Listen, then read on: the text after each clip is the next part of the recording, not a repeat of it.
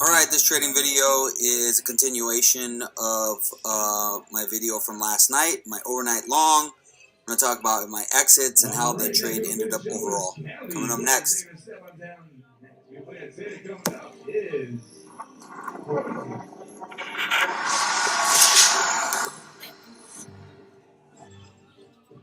Alright, so AVGR, this was my overnight long.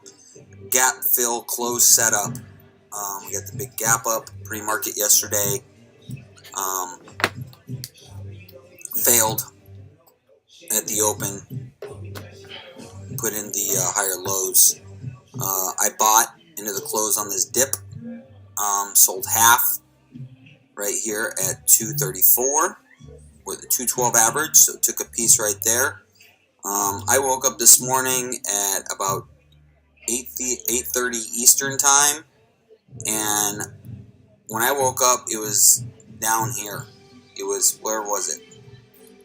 Yeah, it was down here actually. It was in the low twos. So as soon as that happened, in the low twos, my goal with this trade was a pre-market gap up. That's what I was expecting, a pre-market gap up. And when I wake up and it's not gapping up pre-market, I'm not sticking around till the market open to find out if it's gonna if I can get even or if I can get out. It's not doing what I want, what my plan was. So immediately when I woke up, I think it was right in the low twos. On this little pop, I got out pretty quick. I got out at like I think 210.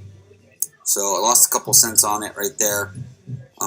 Just a scratch. I made money on the trade overall because I made the wise decision of selling half into the after hours gap up last night.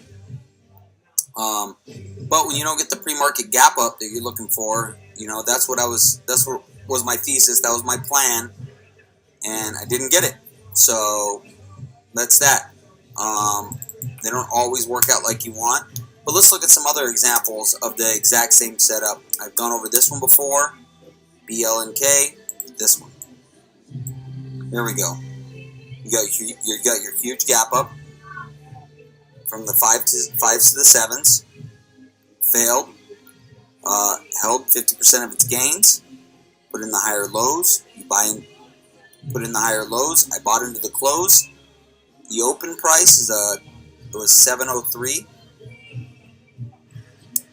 You want it closing at or near the close price or the open price, and then you got the pre-market gap up. Sell right into that. That's another example. Here's another example. ONCS. This thing gapped up from the 130s to the 240s.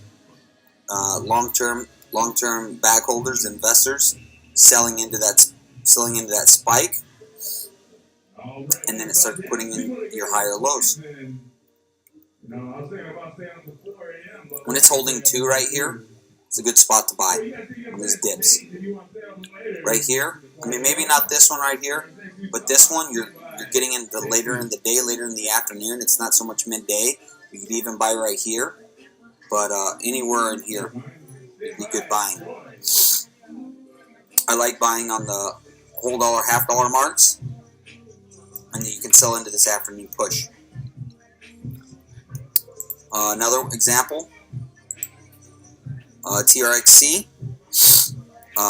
So here you got the gap up from the 150s to 350s. It sells off. This one sold off before the open, and even sold off at the open. But boom, once it finds that base, starts putting in those higher lows. This one, the open price was, looks like the open, I can't really tell you. The open price was about $3. So it closed at or near, right around the open price, right around $3. And then you can see this thing kind of gaps up after hours, consolidates in the morning, and then boom, you get the squeeze up to 5 the next day.